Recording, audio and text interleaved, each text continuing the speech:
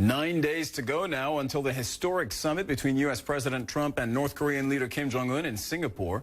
U.S. Defense Secretary James Mattis is already there for a previously scheduled event, and he's giving every indication, especially when it comes to sanctions, that simply having a summit on the books is not enough.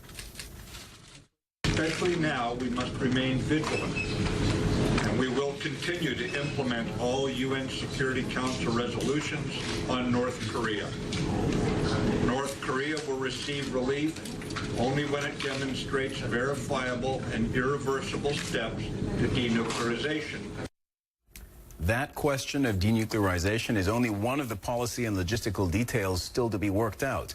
The Washington Post reports another. Who will pay the North Korean delegation's hotel bill?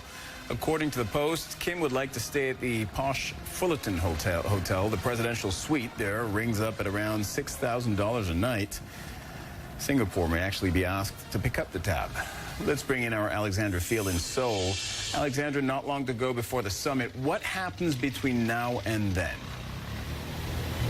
Not long to go and still so much to be worked out, Cyril. We know that on the question of denuclearization, they're far from any kind of agreement. President Trump has said himself that this meeting will be an initial meeting, a get-to-know-you meeting, and he hasn't ruled out the possibility of several additional summits. He's even said that they won't be signing an agreement this time around. But there are a number of established channels of communication. That means that there's a lot of talking that needs to be done between now and that summit date between the U.S. and North Korea. Also, there's a lot of talking that's been going on between North Korea and South Korea, all to facilitate this summit, not just on the policy questions, also on the logistical questions. As far as policy, though, you have the Secretary of Defense Mattis in the region speaking today, saying that it's going to be a bumpy road to the negotiations.